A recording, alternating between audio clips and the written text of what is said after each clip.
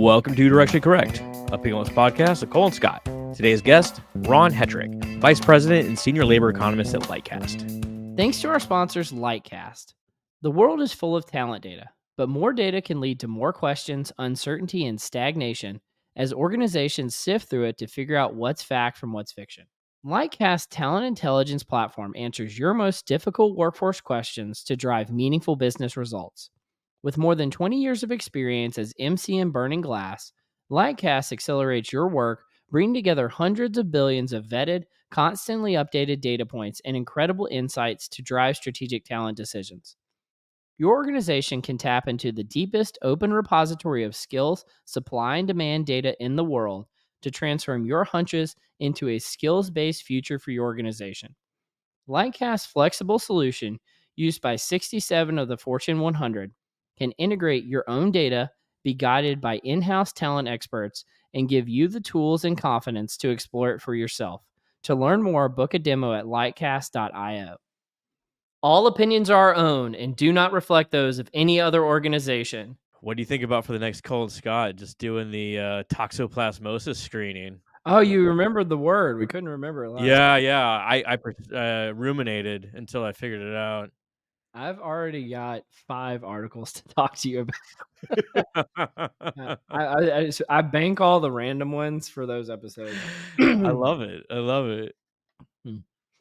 Hit me with the teaser. You got anything up right now? Let me see a good one. I'll forget about this in like 5 weeks.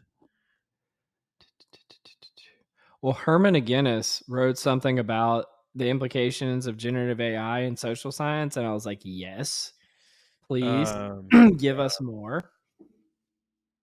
That's fascinating right there. I don't want to get into the actual article, but I mean, I'm already seeing like implications for like writing style. And was it you? Somebody showed me the other day that the words like there's certain words that ChatGPT uses way more than no, I have not normal. seen that.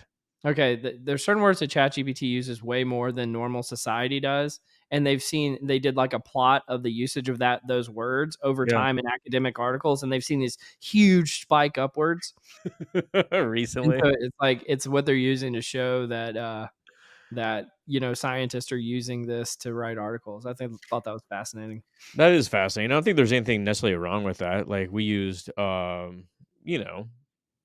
Word has like built-in dictionaries, etc. And you can change words in there. It's like another tool. But as long as you're, I don't know, not letting ChatGPT write the actual research or like change the meaning, I guess is the point. Change the actual meaning of what's going on. Yeah, like it's like this doesn't sound like what we're writing about. I don't know, have you seen anything interesting that's come up lately about, interesting articles out there? Anything out in the world out there? Anything out there? I haven't been collecting lately. I've been on vacation mode, really. Well, I'm sure Ron's seen some stuff. Ron, you always got. As far as movies or what? Yeah, sure. Hit us with the movie. So I will say sometimes I watch things really late and it works out really well. So on my flight back from California 2 days ago, I watched Dune. So finally saw it right in time for the second one to come out. And all I can say is this: I would be really disappointed if I had seen the first Dune when it first came out, because it's not a whole movie. It's part of a movie. And I was sitting there going, oh, thank goodness number 2's coming out. Like I would just be sitting here going, really? I feel like I got gypped here. But yeah, that's my spicy take. And I've been watching Masters of the Air lately, which I know has also been out for a while, and that's so good. Yeah, all over the place. It's like when Sherlock had the nice like 2-year hiatus in between the cliffhanger and when they actually paid it off. It's a deep cut from like 10 years ago, and I'm still scarred by it. I will tell you, watching stream shows years after they've been done, which is what my wife and I did with Downton Abbey. I mean, I think it had been done for 5 years, and my wife and I got into it, and you just go.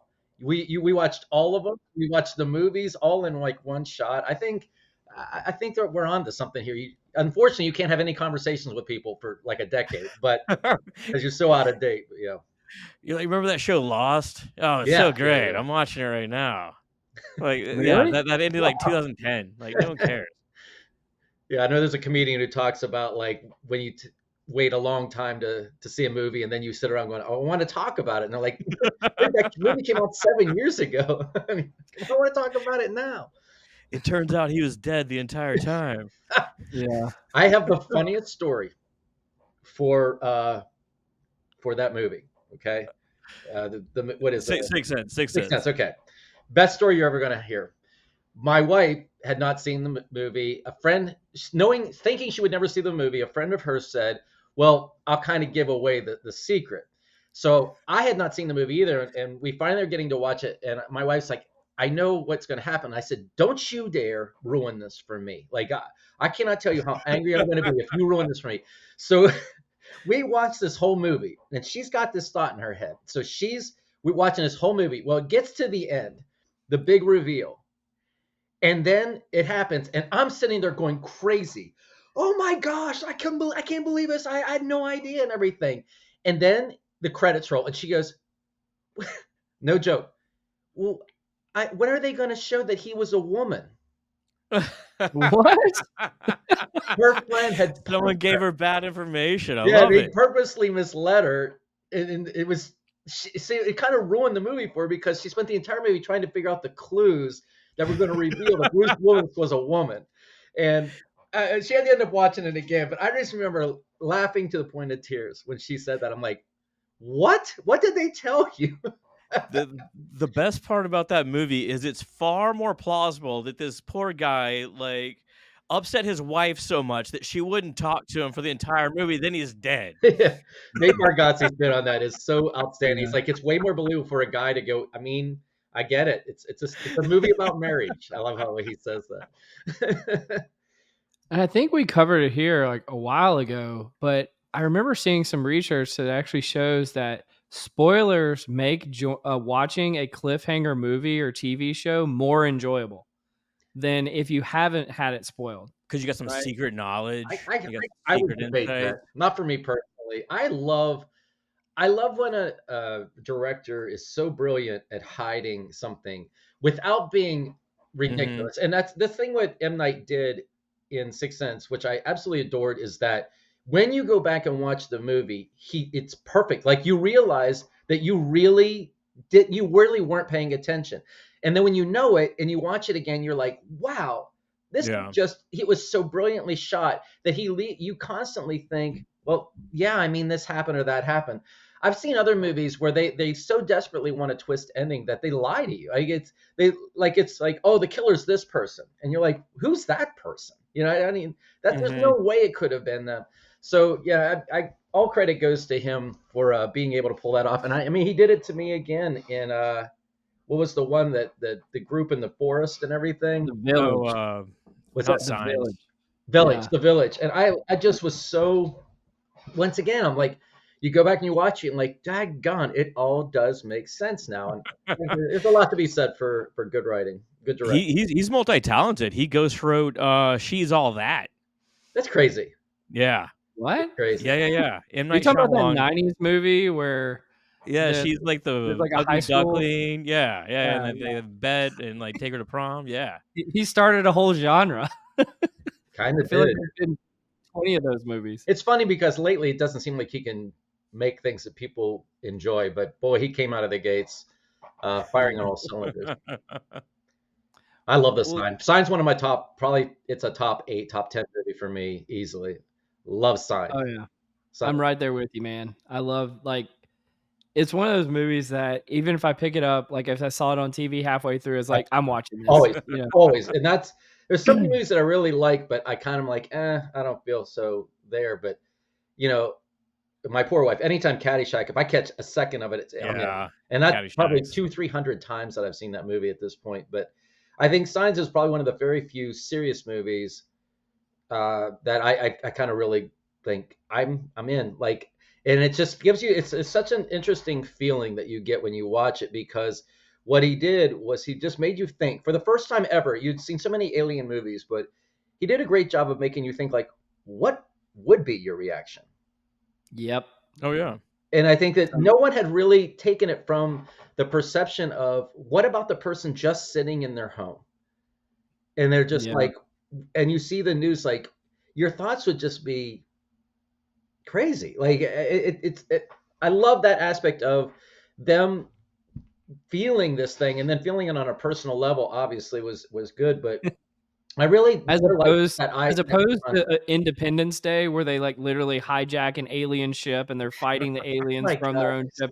It's Both like, plausible. Both silly. both plausible.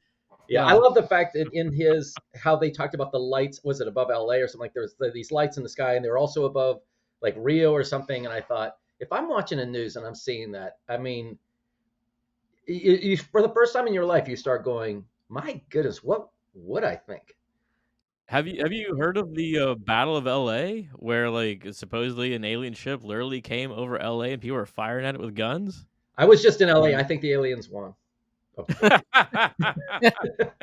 I haven't been there in a while. Is it a bit desolate? I enjoyed it. It was a good place. Yeah. Well, I think you had a riff on Don't Look Up, the movie Yeah. that came out. I think it was Netflix. What's going on there? Speaking about seeing movies well after they come out, let's talk about Don't Look Up. Yeah, Yeah. I had been out speaking for quite a while, and sometimes I would get off the stage and talking to people, or maybe that we'd be eating afterwards, and people would come up to me and they'd be like, "Oh wow, this is so like Don't Look Up," and have you seen that movie? And every time I was like, "No, I haven't seen it," but they're like, "Oh, you should totally see it." And He said it hasn't been 10 years yet. yeah, Can't I watch gotta it. wait. I gotta wait till Yeah. everything's been kind of said about it, and then I'll watch it and weigh in on it, like I'm doing right now. Uh, so I finally see this movie, and if you have anybody who hasn't seen it, or if you have, the very concept of people not focusing on something that's really, really important because just the fluff of everyday life is more interesting to people. And that it just was incredible because especially when I was first on the road and talking, there was some issues that the U.S. was dealing with that were just so transient and so cliche of the day type of problems. And I'm sitting around there going, we're headed towards a catastrophic labor shortage. I'm not quite sure how we're going to eat in like 4 years to 8 years. Mhm. And people were just like, yeah, but did you hear like AI could do this? And I'm like, oh my goodness, that no, like you're thinking of the wrong things right now. Like, but another movie that when you're watching it, you just think my daughter does the same thing I do for a living now. And one thing I told her is welcome to labor economics because you're now inside the matrix. And as cool as it is understanding why things are going on when a lot of other people don't understand why things are going on, it is also the most frustrating thing ever because people are always out there going, well, I think this is happening because of this. And you're like, no, it's the labor shortage. Well, I think So, this is happening because of this. No, that's because no one wants to do the manual labor jobs anymore. They're all going to college, and you have all the data and you have all the facts, and you hear everybody kind of saying, well, it's political or it's this and that, and you're like, no, it isn't. It's actually this right here. And oh gosh, it's so So frustrating. let's back up. Like, what is going on? What do you mean? I That's a mean, pretty broad question, right? What's going on?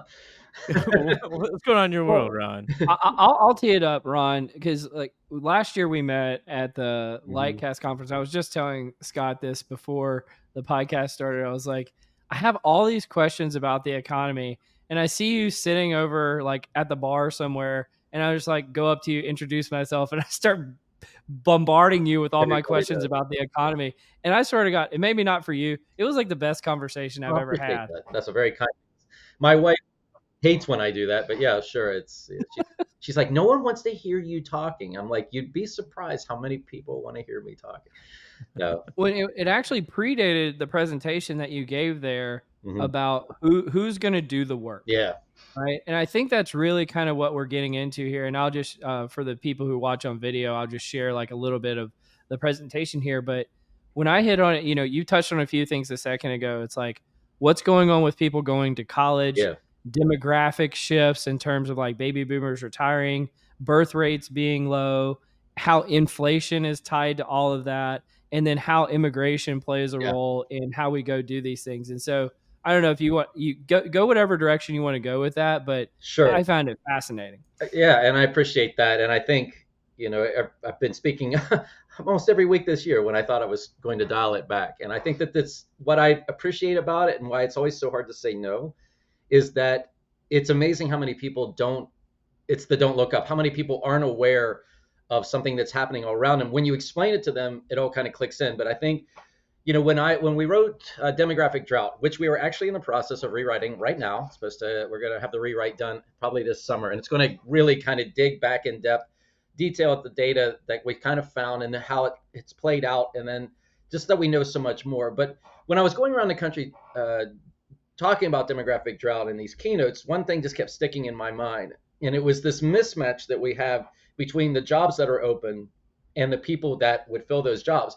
Historically speaking, we're in a country that just preached STEM shortage, STEM shortage, STEM shortage for decades. Yeah. And you think, well, that's the thing, right? And you go, funny enough, that's not what I'm talking about. What I'm talking about are laborers, people who work in essential industries like food, like if you'd like to eat, or housing, if you'd like to have a house that's not only up, but you'd like to maintain. Community work, like cops and firefighters and people who fixed your car, garbage collection.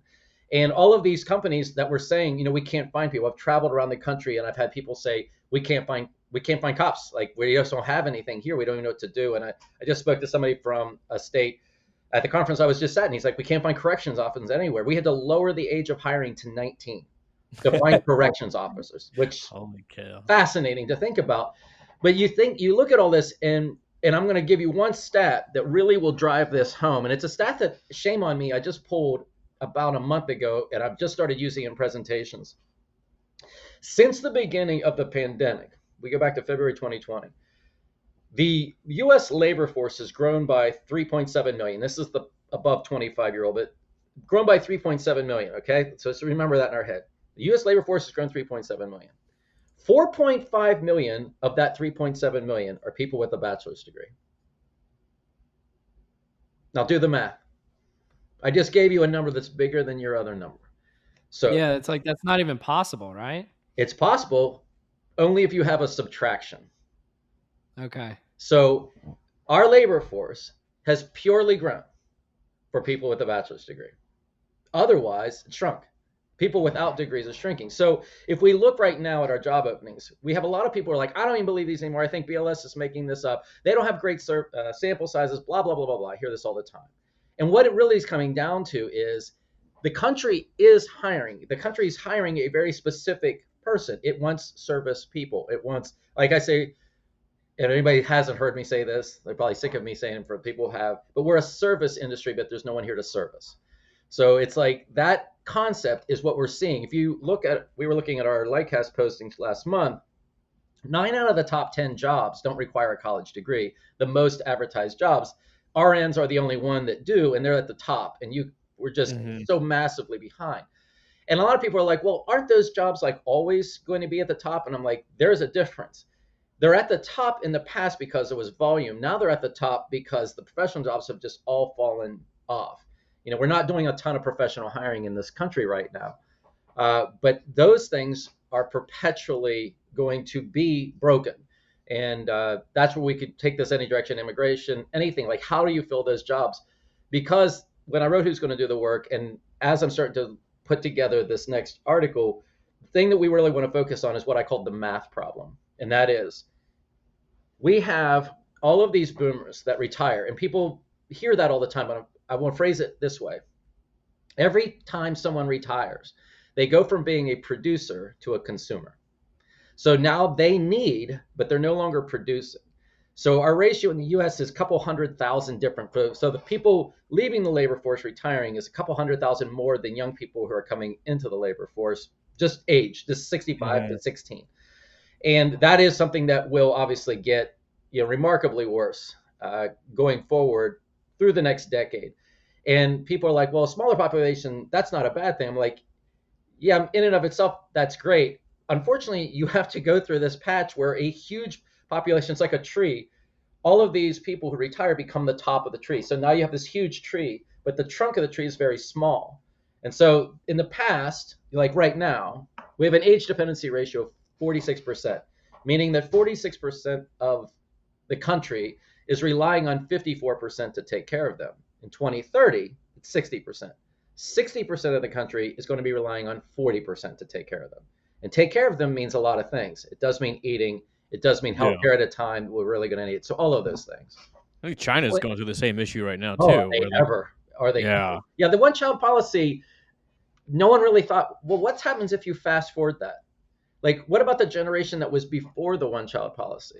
Mhm. And who's going to take care of them? And I think that that's, it's a fascinating aspect of this is it's in the long run, you go, well, China's probably, I think everybody was concerned about overpopulation. Well, that myth has been exploded now. Yeah. Don't worry about that. That's It's a definitely big not our country. concern. You're okay. Yeah, I feel like that's I always tell people I'm the myth buster, and one of the biggest myths we have to bust is I still hear people talking about the population, uh, whatever it is, that clock or whatever, and I'm like, get your eyes off that clock. That clock is irrelevant. The article just came out that we're probably overestimating our population growth by 20% right now. It's going to turn way faster, and the reason is it's simple. Less people have less children. And when you have less children, that's less people who then have less children. So it's an Right. exponential problem, not a linear problem. And that's what no one really took into account. And there seems to be like cultural mores around having fewer children these days as well. I mean, like obviously back in the past, you'd have like 6 kids and maybe 4 would survive. Yeah, You call that lucky, and they'd help you out on the farm and this sort of thing. Where now it's like idiocracy, right? People are waiting to get a college degree. I And love like, that. oh, Yeah. I can't wait till my 401k is a little bit more solid and the economy's not right. Maybe we'll have a kid in about 5 years. Smash cut to like the high school football player and the cheerleader just going You're nuts. absolutely spot on, Scotty. There's a guy, can't remember his name. You can Google the movie. It's called Birth Gap. Now you have to go to the site. The Mm, first one's free. I never watched the other two because the first one just nailed it. And his point was he did the research. What he found out was it's not that people are having less children. The people who have children still have around the same number of children that they had. It's that way more people don't have any children. And, mm. and so you have people that, sometimes when I'm presenting, they're like, well, I'm doing my part. I've got 4 children. I'm like, you're not the problem. It's the fact that so many couples now don't have children. In the movie, he travels around the world because this is a worldwide phenomenon in every developed nation. Yeah. And so he talks to these women, and I'm telling you, it's the only thing that changes is the language because they all say the exact same thing. Well, life came at me a little faster than I thought. I'm older than I thought I was going to be when I decided I wanted to have children. And so it's not that there's this, war against having children per se, which I think some people have that perception. It's just that in your goals of kind of reaching your own peak, you find out that it's hard to find other things to do. And one of the things that I have in a slide that I talk through now is it's like you can't serve two masters essentially. We've told women, they do these things. They're in the workforce, Yeah. and then they get in the workforce. Well, you can't sit there and go, well, like Japan, have children, and they're like, but I'm It's needed in the opportunity workforce. cost, And here's right? it's Like, a trap because yeah. once they're in, because they have to stay in because now we need them to take care of our aging population. They can't leave now because now we have a shortage of people. So it only gets exponentially worse as it goes forward. I truly believe a lot of women would love to have children or have more children, but it's just so difficult. I don't know why, but I blame Cole for this. How is this my fault? I'll find a reason eventually. Well, I don't even know how to react to that. It's like, You know yeah, what you did. You know what you yeah, did. fair enough. Um, I want to come back to something here too, though. Like you mentioned that by 2030, there's going to be this, 60-40 shift Yeah, roughly. And that's like overnight in terms of like crazy. how time progresses. What do we what do you see that's going like what are the downstream consequences of that shift between now and 2030? Yeah, What should we be prepared for? And like one of the things again, and going back to your presentation of who's going to do the work is like this is one of the reasons why inflation is existing. I always thought, is because monetary policy yeah, or what the Fed does. I don't know anything about any of those things. But how does this play a role in that? sure. Great question. Great question. So if we look at our current Fed chairman, pal, he was a big fan of Paul Volcker. Now, critical aspects here, something I really try to hammer in when I speak.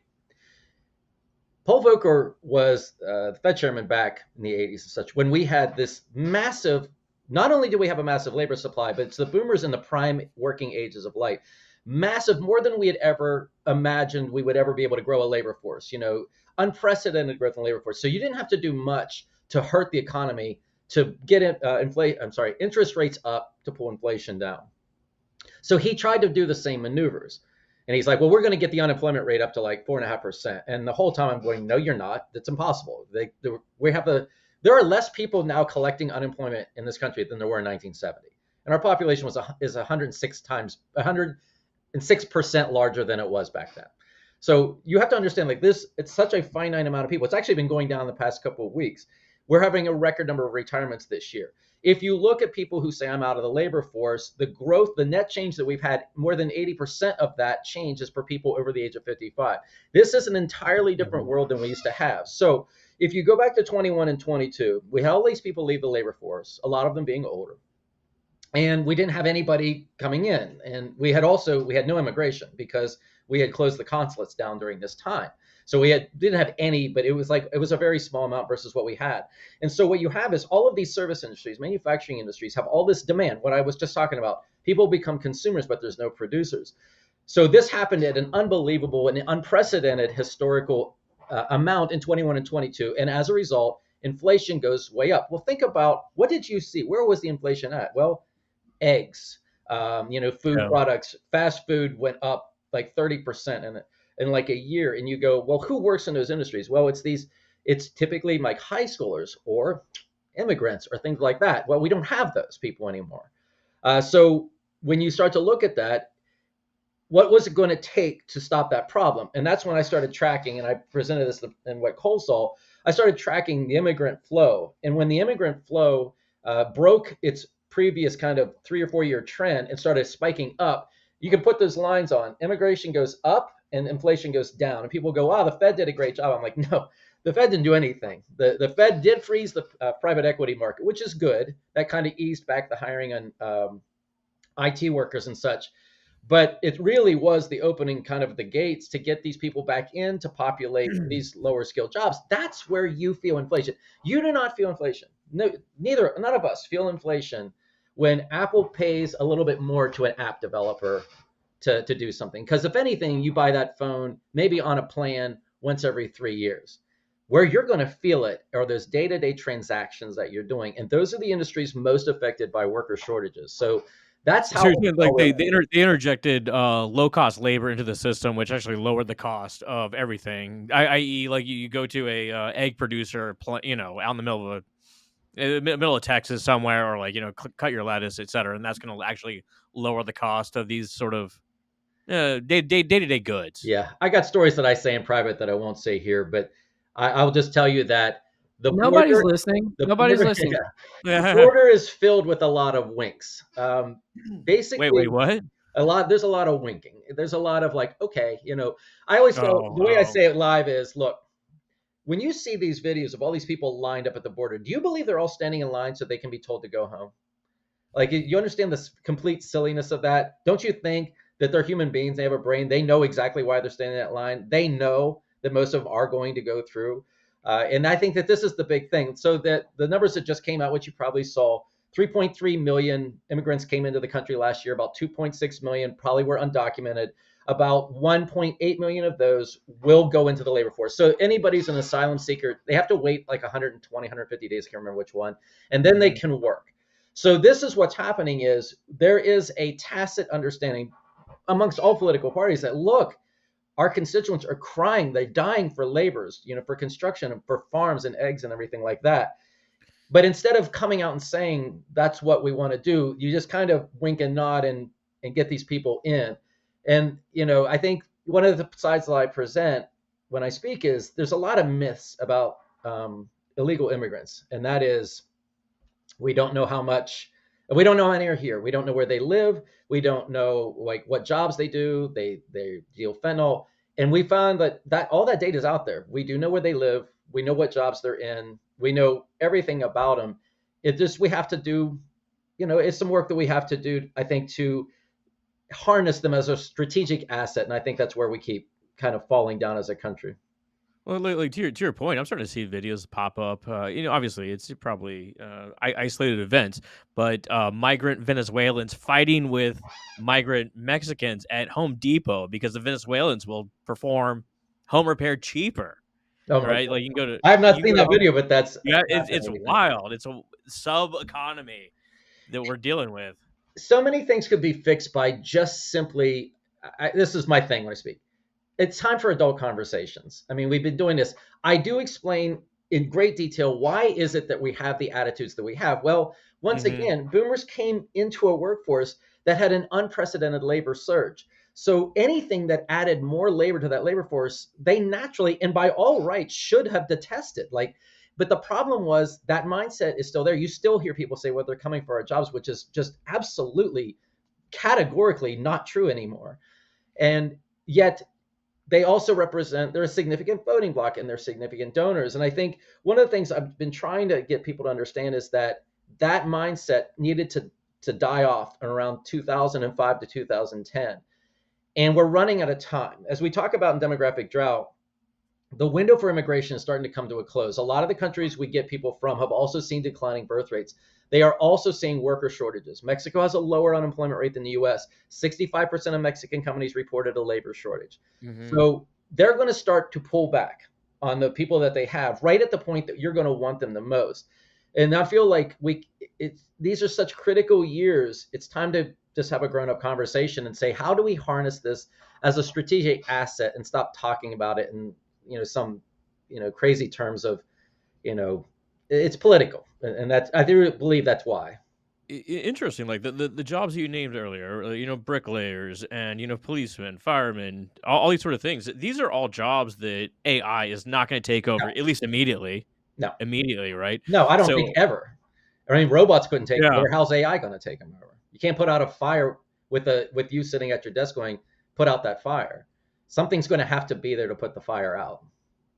it's an interesting conundrum because like all these kids went and paid $100,000 to go to college, and they feel entitled to go into like a knowledge type job, but at the same time they missed out on 4, 5, 6 years of actual skill development in Yeah, this is a great manual point. labor jobs.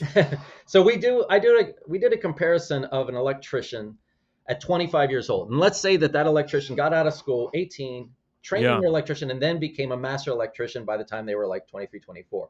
If you look at the salary of an accountant who's now 3 years out of school, because assuming they did 5 years, you could do 4 years out of school with that years of experience, the master electrician is making about double what the accountant makes. Yeah. And now what's going to happen is that master electrician doesn't have any debt. So there's Yeah, yeah, also, yeah. they built wealth during this entire time. So they have wealth that they're building on as they're growing their salary, versus the person who came out of college who's accumulated a tremendous amount of debt, and now he's going to take them a while before they hit their kind of peak earning years. Well, in the midst of earning your peak earning years or getting to your peak earning years, you're still being controlled by the man, so to speak. Like, you are in a company that's, you're working your way up a career ladder, and you're sitting there going, well, I'd love more workplace flexibility. Meanwhile, the electrician's out there going, I don't want to work today because I'm going to go fishing, or I'm going to go do this. And they have a ton of control of their life. In a lot of cases, by the time they're 30, which was a cousin of mine, they own their own business and they're completely in control at this point. And now they've got people working for them. And I think it's not that we've told people lies. I think it's just what I keep saying is times have changed, but the narrative Expectations. didn't. Yeah, I I I told you totally you did it agree. wrong, Cole. I told you did it wrong. Again, I guess it's my fault again. I am curious, Ron. Like, it seems like you just have access to gobs and gobs of data that maybe we all have access to. We just don't know about it. But Mhm. is this like part of like what's going on as being an economist at Lightcast? And then also, I don't know. And you're probably the wrong person to ask this question to, but I've been dying to know, which is, what is a soft landing and a hard landing? Yeah. I No, you keep can answer hearing that. about what are these things like in Sure. terms of the economy, and I'm just like, I don't even know what they're talking about. Yeah. So maybe you can help there as well. Okay. First off, I'm wearing my light catcher, so I'm blinging it like a European soccer. There you go. Good Uh, stuff. so yeah. So First off, I will say this: there is an incredible amount of data out there for people who really want the truth and don't want to just read articles and get lazy about it. I will say this as well. I've been doing this for 32 years. I know where the data is at. More than that, I worked at the Bureau of Labor Statistics for about 8 years. You When I was there, I used to walk around to different programs. Hey, how do you calculate your data? What do you feel how can it be used? How do you think it shouldn't be used? And I think that there's some things through the years where some people make a big deal out of something. I'm like, no, no, no, that's definitely not a big deal. And I wrote an article about it's called the 5 C's of data analysis, but it kind of comes from that of the way that you look at data you have to really make sure that you've looked at it in totality. I wrote my first article at the Bureau way long ago, and when I did it, it was my boss redlined almost every word in that article, and I was like, there was no article left. She had just destroyed it. And she sat me down and she said, I'm hearing a lot of you in this. She goes, that's not the way data analysis is done.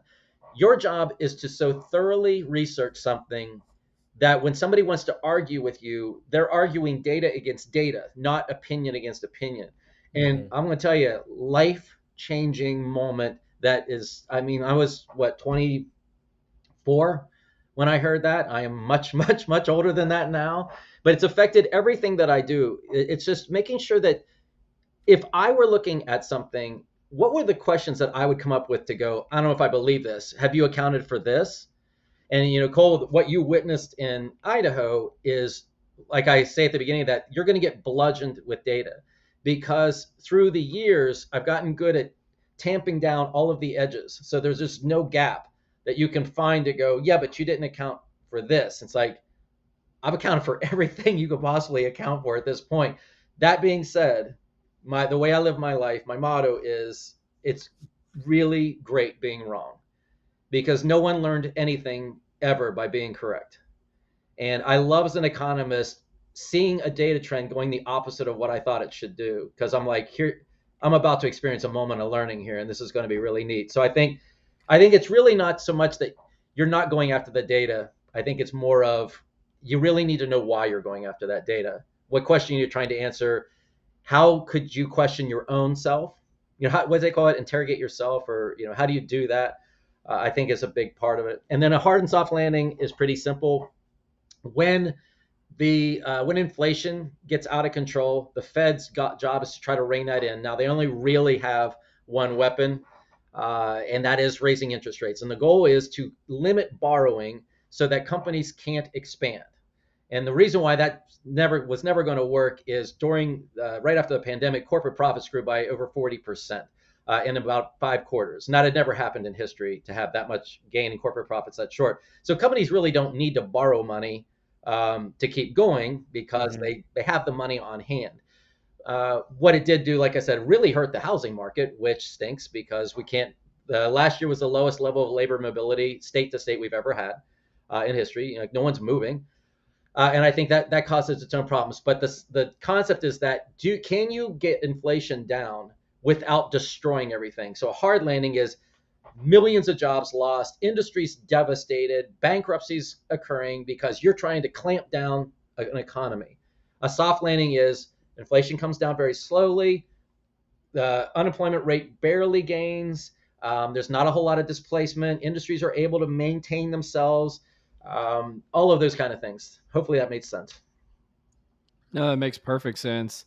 And I pulled up a second ago because you Yeah. mentioned the 5 C's Yeah. article. One of those C's was context, Love that one. and I think it's related to this about the M2 money. Again, I'm speaking out of turn here. I No, don't know what these I'll terms walk you mean. through it.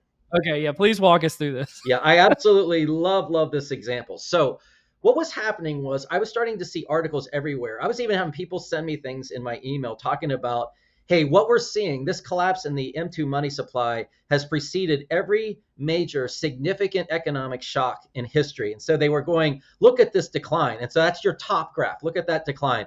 Oh my goodness, the world's ending. And literally these articles are like, get ready. You're going to see devastation like you've never seen. And then there's Ron Hetrick out there going, we're not going to have a recession. You crazy right now? Like we don't have any labor. We can't even lay anybody off right now. And so what I said was, this is an egregious failure of context. So at the top is the same data as the bottom. All I did was move the beginning of the time series back. So all you can see is, you see this grotesque increase in money supply when we threw all this money in it back in around 2000, 2001. And it just got really, really awful because we kept sending people payments, even though they had jobs. And it just got crazy. And this is another reason why you have all this inflation, right? A lot of people have money in their hands, but they weren't working. So a lot of consumers, no producers. So what you have is the Fed has been taking this money back out of the economy. That's one of the mechanisms they can do. You do things a certain way that they pull money back out. And so what you see is this kind of concept of a soft landing, a very gentle slope back down to where it should be. So returning to normal is not a bad thing. It's a fantastic thing. And then in this particular case, the top looks devastating. The bottom is perfection. So that's why it's like, it's always important to have the full picture when you're looking at a data series. I think that's a really interesting point. Like, we hear about inflation as a result of printing too much money, but we never hear about the opposite, like the Fed pulling money back out of the economy. They can do that. That's what they do. Yes. Why aren't you on the news, Ron? I've been on the news. I tell you, I think We'll see how the podcast goes when we get you on the news. It's a funny thing. And if anybody's ever been interviewed by reporters, it's a very funny thing. So last week I interviewed with Bloomberg, and really it was just an idea of, they were kind of just thinking through something. And that call was scheduled maybe 15, 20 minutes. And we talked for 90 minutes. And that's, I can tell you, whether it was Time Magazine or Wall Street Journal, which I've talked to many, many times, you name the publication, every time I'm on the phone with them, it's kind of like, Cole, it's like you, like, I'm just like, are we going to get off this call? Like it, but they're just like, oh my gosh, if you know this and you may know something about this. And they keep asking. And I'm like, I do know something about that.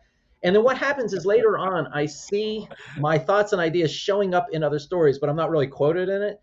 And I think that there's two ways you can take that. You can have a big ego that gets bruised, or you can feel really honored that you said something that stirred up somebody to go out and investigate it more. And I don't need credited with that. I'm really just, I can say this as honestly as possible, I'm trying to get the message out that a lot of times you're being misled.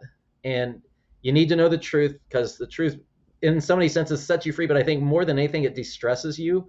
And I feel like if somebody writes something where they kind of get you to think more open-mindedly, maybe about immigration or these other things, and I still win. Like, all I was trying to do was get the point across. It's not about my badge. Well, I've got like 7 other things to talk about with you, Ron, but you want to do some confusion matrix with us? Let's do something. Let's do this. The confusion matrix. Let's do this hockey. Let's do this hockey. I mean, yeah, you're a hockey guy. You're ready for the Stanley Cup? I was at a draft last night for our over 50 league, and I'm proud to say that I wasn't drafted last, which should have been a genuine concern. I can't see your body type, but I'm going to guess you're a right winger. I'm a left wing. Wow. And here's one reason why. Interesting. Growing up in my house, my dad had a left-handed hockey stick. Yeah, there you go. And when I was a kid, I just played with this left-handed hockey stick. That's all I ever played with. And when I grew up, I could only play left-hand hockey. My son's right-handed hockey player, but yeah, weird. That's amazing. That's amazing. It's amazing how like adaptable kids are in that sense, right? Like, how do people become like switch hitters in baseball? I don't know. Crazy. Because it feels so foreign. Yeah, it's like if you ever try to swing a golf club from the other side, you look like you're having a seizure. Yeah. You're like Charles Barkley. Yeah, exactly. Okay. 5 questions. I did some research. These were guaranteed to be conversation starters. So, like, if it doesn't work, I mean, like, there's 4 fingers pointing back at you. That's all I got to say. All right. First, do you have a celebrity crush, or have you ever had a celebrity crush? I've had a very serious celebrity crush. This is something that I got to see to fruition in a very virtual way. So when I was a kid growing up, I absolutely loved Diane Franklin. She was in Better Off Dead, some other movies back at that time. But that movie, her Monique character with the French accent, which she is not French, but the neighbor across the street, or the cousin, or whatever she was. Monique. Foreign exchange street.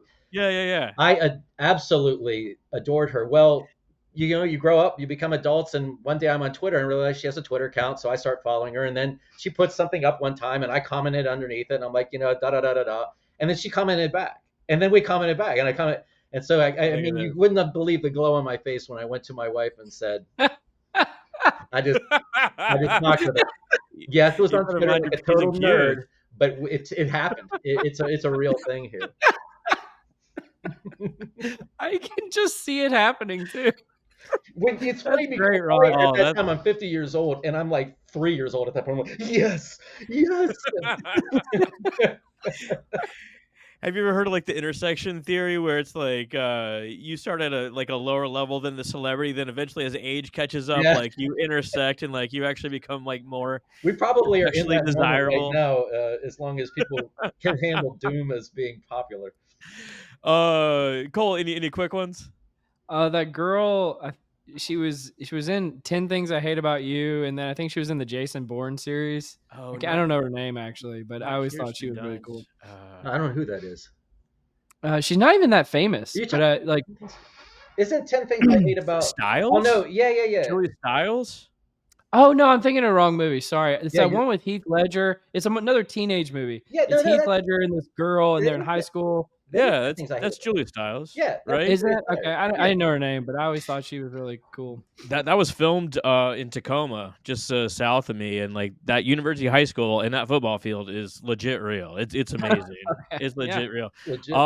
The second question, I'll go Emily Pelosi. I don't know if she's an actual celebrity, but Whoa, whoa. Well, we're hitting on previous guests. All right, cool. Wow. she's awesome. I love her so much. Well, I mean, this kind of goes along with your previous one, Ron. Any celebrity meet and greets? Have you ever met a celebrity? Which I guess you kind of So have.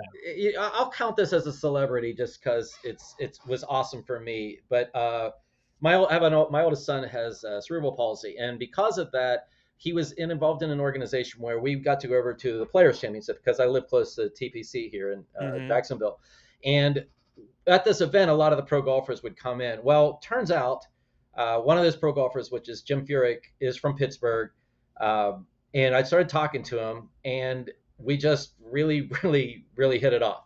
And so every time there was any event, I just end up with him and just talk. And I think our You record became buddies. we were That's about 2 hours that amazing. we talked at one event.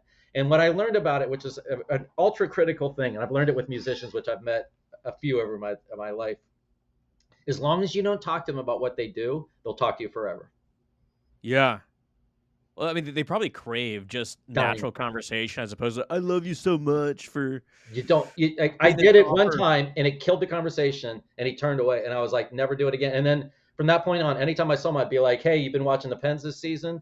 He's like, well, I mean, I'm in the hotel room. It's just harder. I'm trying to get it on my phone. I'm like, yeah, I have I have the NHL package. And he goes, yeah, I was going to do it. And literally, he'll just literally as normal as anything. You can talk forever, but do Damn, not bring up golf. he Don't bring applied up golf. Skinnerian operant conditioning on your ass and like just turned away from you. Yeah, hey, and I respected that because I thought I have a lot of people when I'm at parties want to talk to me about the economy, and I'm like, right now, when I've had a couple of God. drinks, like, we really want to do this, or I'd rather You talk you about went you. you went home to your wife and was like, God, this guy named Cole like came and just like whipped That's my a ass about professional economy. fun.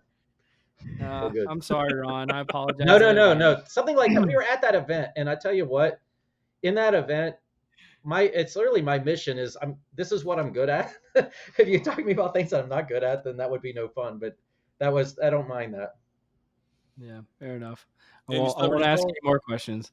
Any No, celebrities, please Cole? do. You meet a lot of Please. people.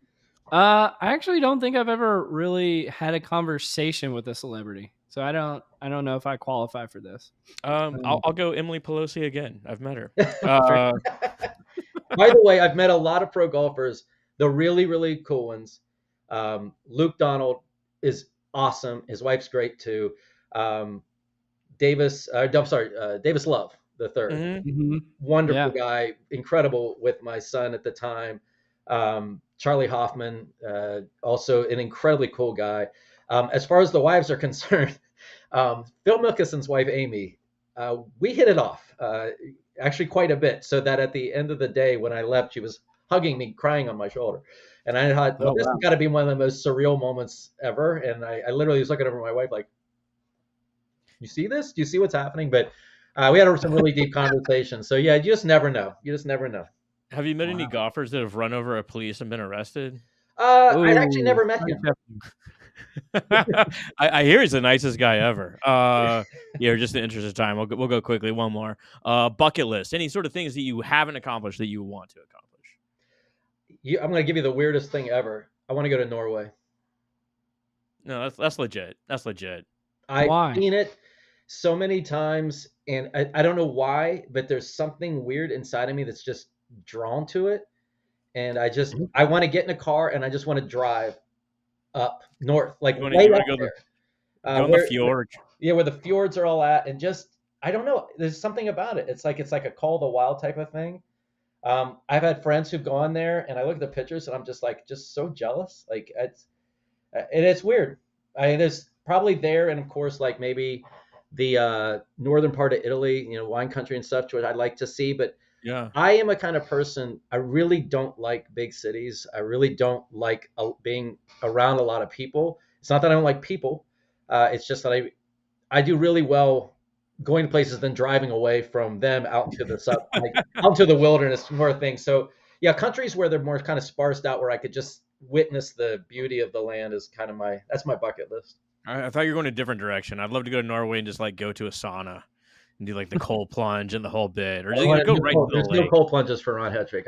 I cannot believe the people who do it. God bless it's you. it's it Not, has the same effect as like smelling salt. It's definitely like, oh my god, I'm alive. I don't need that. I feel like people who do plunge baths are probably the same people who got into cutting. I don't know. It's just a weird. I don't need pain to know I'm alive, I man. need something to feel, just to feel something. Exactly. This world's too stressful. If I plunge, maybe my brain will go numb for a while. I don't This conversation is so weird. I love it. Hey Cole, what you got? What do you want to accomplish? Uh, I was actually thinking about this the other day. I meet these people sometimes, and they're like, I've done X, Y, Z in all 50 states, right? So know. like and I think it would be cool to play golf in all 50 states. I was thinking about that the other day. I think that would be a really cool thing to do. That, And I immediately thought, I was like, I wonder what golf is like in Alaska. That was my second thought. I was like, what's it going to be like? They have some of these courses that are like 100 miles long, right? Where you Do they? like in Africa, like you like hit a golf Oh yeah, ball and yeah. like get in your car and he said states, man. You went right to Africa.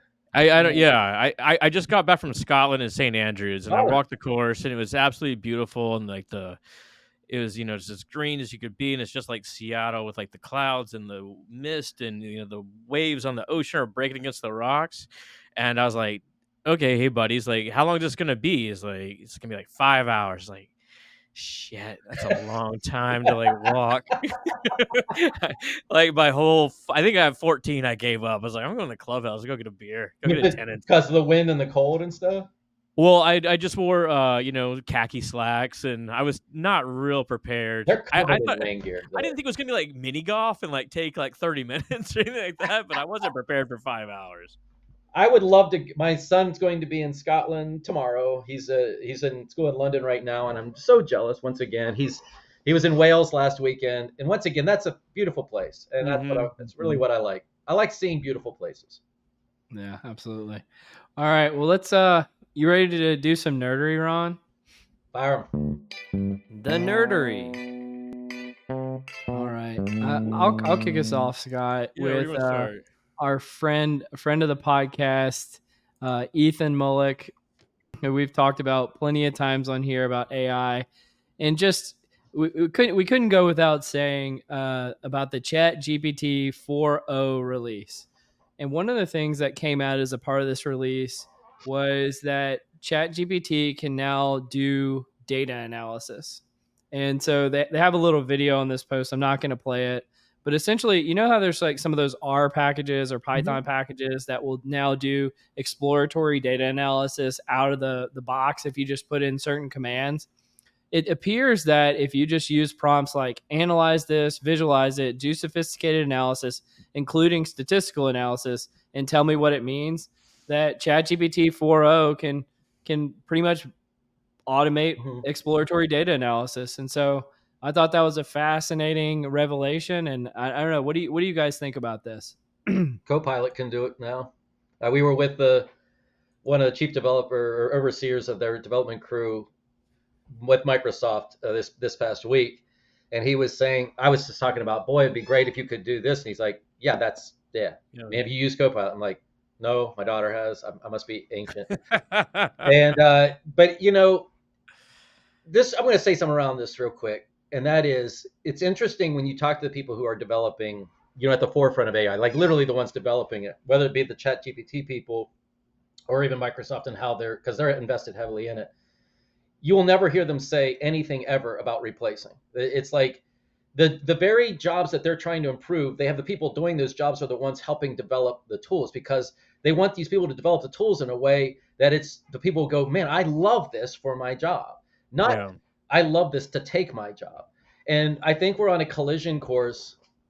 This is way above the topic we're talking about, but real quick, I think we're on a collision course with CEOs' expectations of how they're going to cut cost with it by getting rid of labor, and the reality of the people who are developing or starting to implement it and going, look how much more effective we can get people quicker. So when we hire somebody brand new, we can get them up to speed so much faster. We can, get them more productive. And I think they really were trying to make productivity tools.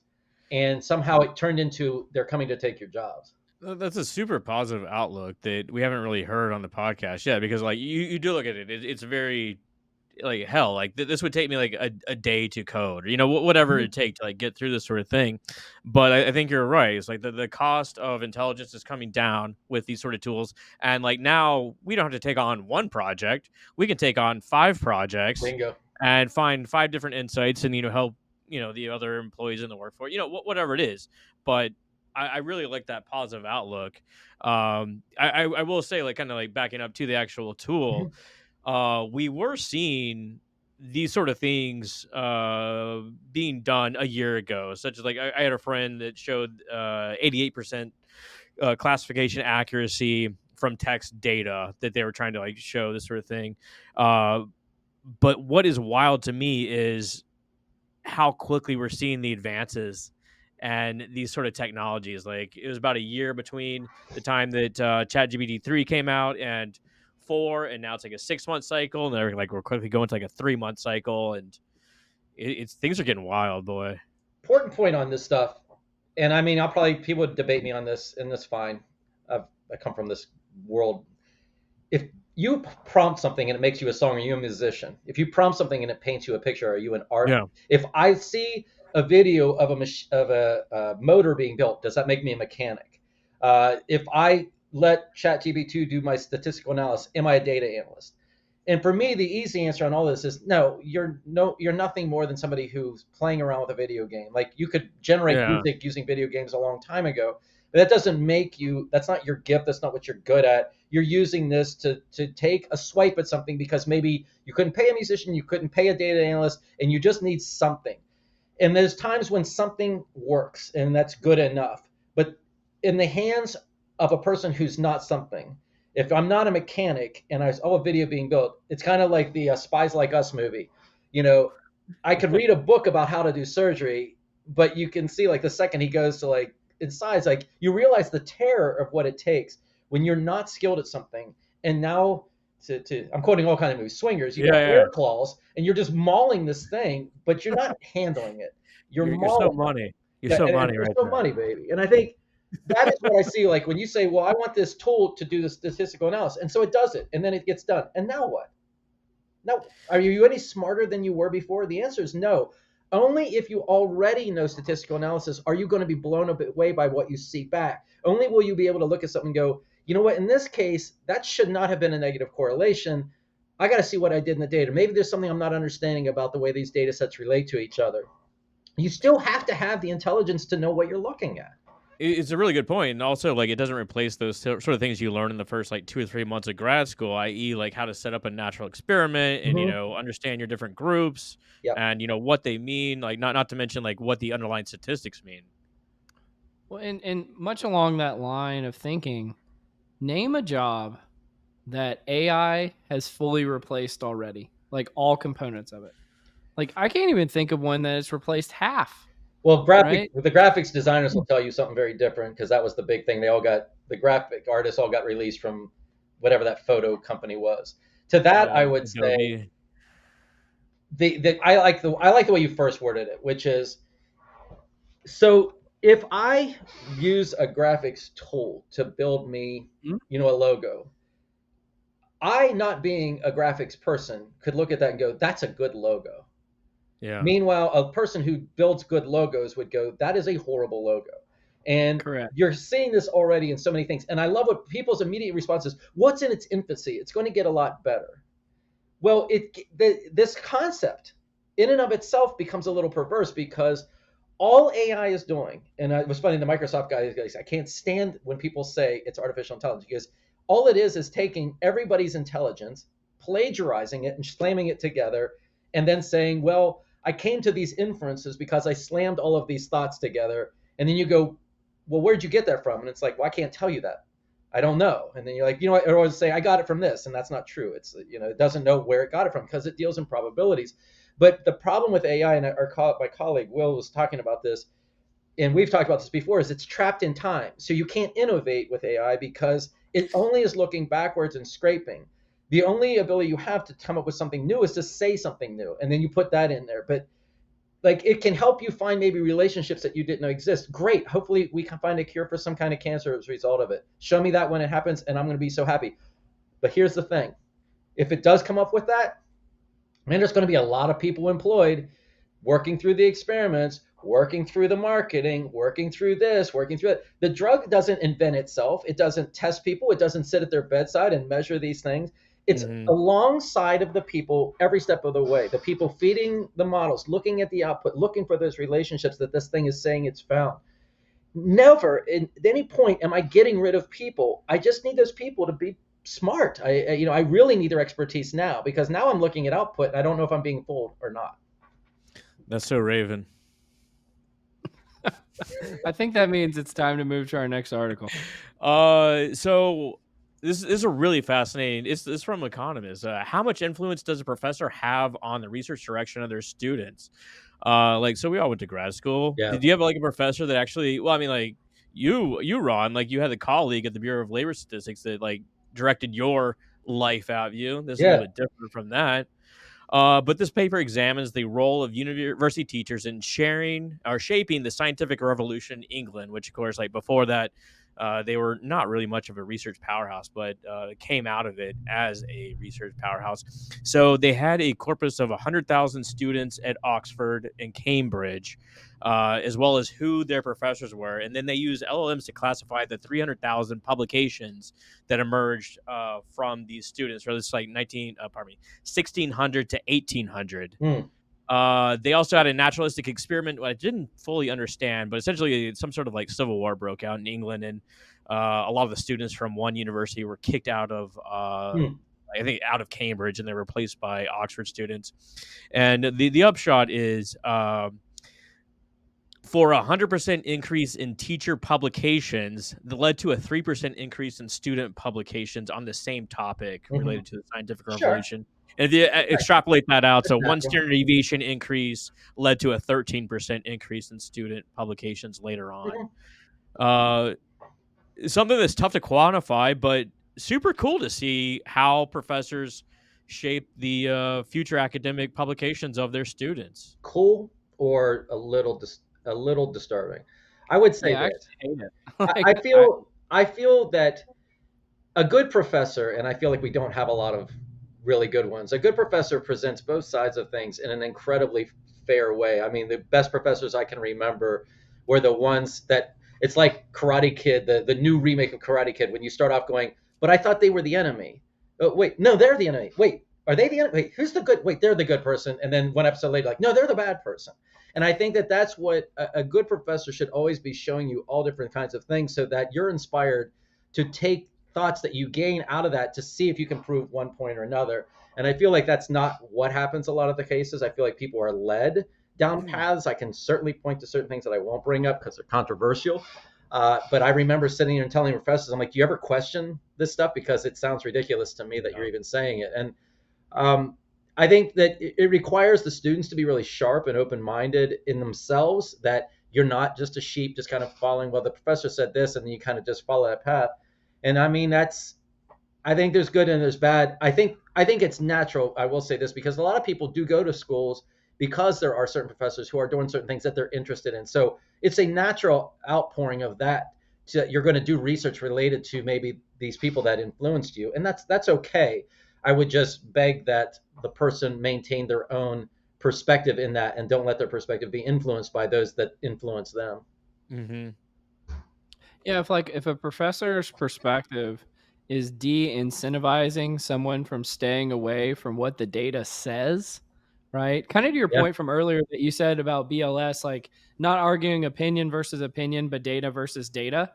If the data is saying one thing, but you're being encouraged to do another, Ooh. that just seems unethical, in my opinion. And there's a lot of that going on, and I Yeah. think anytime, just as a rule of life, what I always told the people that I trained is anytime you get a data set, I want you to make sure you know where it came from and what's their motivation. Because a lot of times industries will investigate an issue, but they paid somebody to do it to prove a point that they were Yeah. doing. So sometimes just ask if you can see the questions. How were they phrased? Sometimes people ask a yes no question to something that clearly should have been on a scale because it's not a binary answer. And a lot of times they're doing it because they're trying to force you into saying no, for example, and they're like, everybody's opposed to this. And it's like, well, the way you stated it, well, I'm opposed to that, but I'm not opposed to it in general. So things like that are important. The nature of research is you don't know if you're right or not in the long term, right? So like you can have a point of view or like a theoretical track, but whether that pays off in the end is questionable. The article actually gets into like some of the older professors at these universities shied away from scientific studies, like forget about experimental and control groups, and they actually got their students to publish in the opposite direction. I mean, this is a different atmosphere too, where this is kind of like a history paper if you start reading through it of stuff I didn't know. Like, so the professors would live with the students, they would eat with the students, they spent all their time together in the universities and these like little colleges in Cambridge and Oxford. So they had, and to me, this is like a network analysis paper. Someone with a immense influence, immense amount of contact with the students, and of course they're going to shape their lives. And the fact that they only shaped it by, a 3% increase in publications on these topics is actually kind of shocking that it's that Well, small. that to me was the most fascinating part of the article was the methods. Like Yeah. they went back and they did basically research over 200 years of graduates and students, and like this isn't something you could have done 20 years ago. Like this type of research, and so I mean this is fascinating type of work and being able to use, LLMs to try to connect, professors to students. Like you can just do research at a scale that I almost can't even imagine coming up with the research hypothesis to test. Like that was to me is the coolest part of it. Oh, you're talking about like the sheer computing power to Yeah. do it. Like, so of course, like to test someone's lifetime output, you need Yeah. 80 years, right? Yeah, something on that. My wife and I were visiting my son out at Florida State, and we were kind of touring around, and we went into one of the buildings, and they had like their law library, and I remember just walking in and just books this wide, just around this entire shelf. And these are all things around law. And I thought I would love it if these things were all fed in, how many contradictions you'd find. Yeah. Like one law passed that really kind of contradicted this one, or when did this happen? Because you know that everybody hasn't memorized every word of all, you know, thousand of these books that are sitting on these shelves. But you're always like, well, what's in these books? Like that's when you think about like a co-pilot thing. Go summarize this book for me, and it'll probably kick back. It's worthless. It's nonsense or anything. But, yeah, Well, I mean, can you imagine like being in school in like the 1600s or whatever? Be like, you got to be real fucking sure of what you want to research when you go in that library. It's not like I'm just gonna like Google and poke around. Like yeah. I am Oh my looking for goodness. this book, and I Pulling am out gonna go stone find it. tablets at that. Literal tablets, right? This is a fascinating conversation. I enjoyed the heck out of it. I I did too. promise when I see you out in public anymore, I won't ask you any more economics I would based be questions. disappointed if you didn't, because I am here as a resource. I would just say if we're ever at a party and you interrupt me talking to somebody about like a music group that I like to ask me an economics question, just I would think twice about that. But if I'm just standing there, it's all good. Fair enough. Scott, any final words for Ron? Ron, it's a pleasure to meet you. Good. How can folks reach out if they want to get to know you or Lycast? Yeah, the thing that I recommend more than anything is follow me on LinkedIn. If you want to interact with me, by all means, like hit me up on LinkedIn. It's Ron L. as in Larry Hetrick, Ron L. Hetrick. A lot of people, for some reason, think it's a capital I. I'm like, but you know that the internet doesn't do uppercase. Okay, whatever. But yeah, Ron L. Hetrick on LinkedIn, and check out my post. If you do follow me, you're going to find all kinds of things that are going to make you viscerally react. I highly encourage you to scroll back through the things that I put up. You can kind of see all the different things that I like to talk about.